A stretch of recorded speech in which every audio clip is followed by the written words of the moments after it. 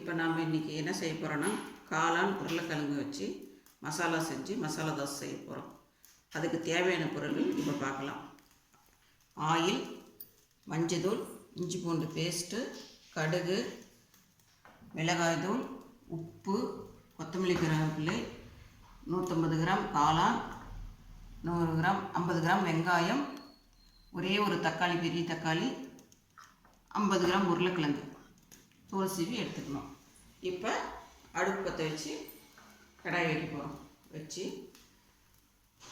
Oil கொஞ்சம் போகிறோம்.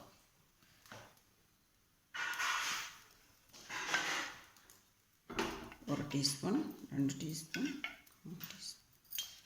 4 teaspoon, 4 teaspoon எண்ணெய் ஊற்றிருக்கிறோம். இப்போ எண்ணெய் காஞ்சிருச்சு. இதில் கொஞ்சமாக போட்டுக்கோங்க. கடுகு நிறைய தேவையில்லை, கொஞ்சமாக போட்டுக்கோங்க. கடுகு பொரிஞ்சதும் இப்போ ஆனியன் போட்டுக்கோங்க. வெங்காயம்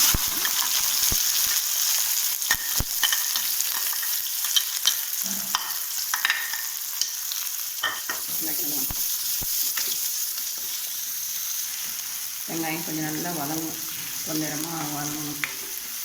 பக்கத்துலேயே கருவேப்பிலை கொஞ்சம் போடுங்க.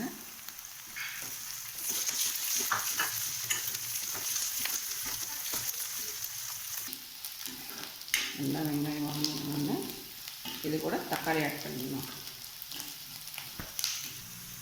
இப்போ தக்காளி ஆட் பண்ணிக்கலாம்.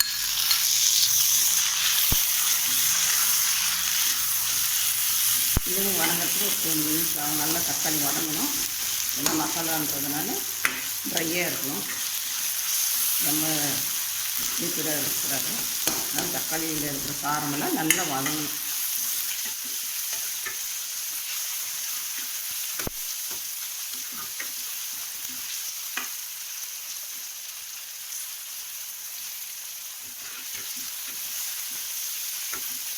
இப்போ தக்காளி வதங்கிடுச்சு.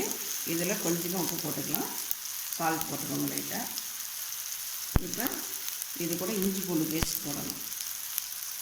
ஒரு சின்ன டீஸ்பூன் இஞ்சி பூண்டு பேஸ்ட் போட்டால் போதும். அதையும் நல்லா வதக்கிக்கோங்க. வதங்கினா உருளைக்கிழங்கு தண்ணி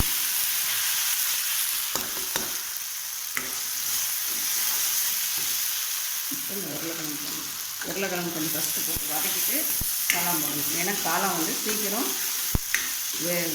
வெந்துடும். அதனால் உருளைக்கிழங்கு கொஞ்சம் நேரம் வதங்கின பின்னாடி ஒரு 5 மினிட்ஸ் கழித்து 2 மினிட்ஸ் கழித்து காளான் போடணும்.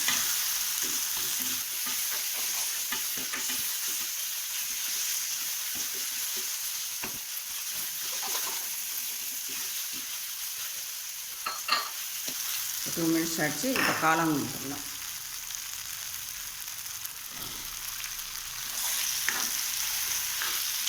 ரெண்டும் சேர்த்து 2-3 மினிட்ஸ் நல்லா வதக்கணும்.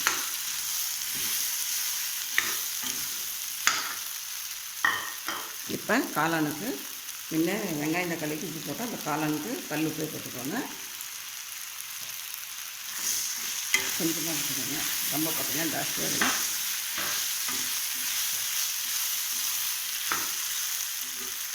ஒரு செட்டிக்கு மஞ்சள் தூள்,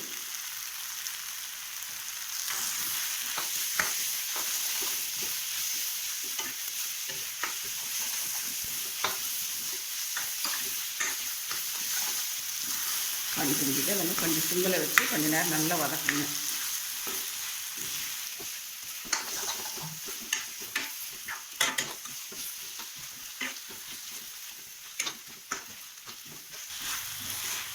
இப்போ கொஞ்சோண்டு ஒரு டீஸ்பூன் இதுக்கு தேவையாக்கிற மிளகாய் காரம் ஜாஸ்தி வேணும்னு நினைக்கிறவங்க இன்னும் கொஞ்சம் சேர்த்து போட்டுக்கலாம். நான் காரம் கொஞ்சம் கம்மியாக தான் இருக்கும். அதனால் ஒரு சின்ன டீஸ்பூன் மிளகாய் போட்டால் போதும்.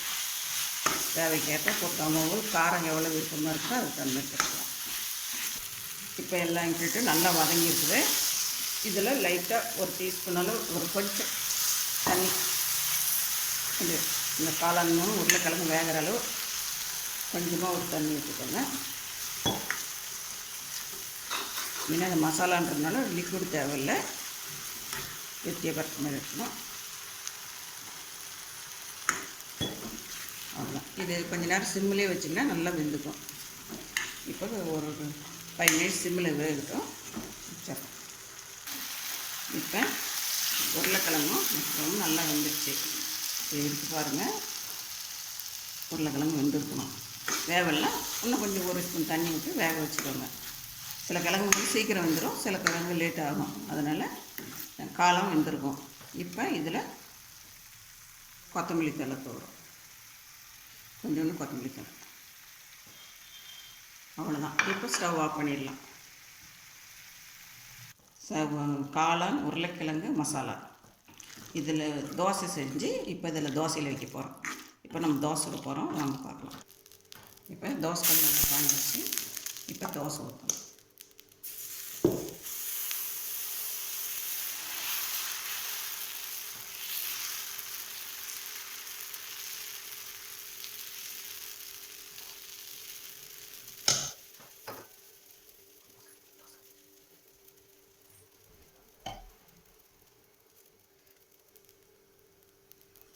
இன்னும் தோசை ஊற்றியாச்சு.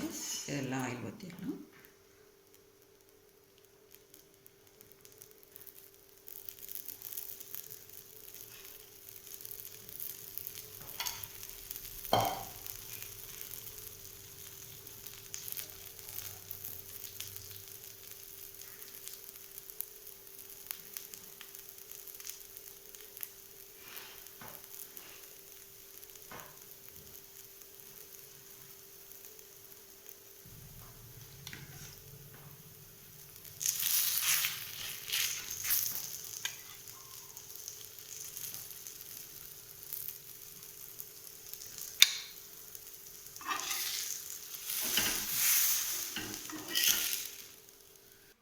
உருளைக்கிழங்கு காளான் மசாலா தோசை ரெடி.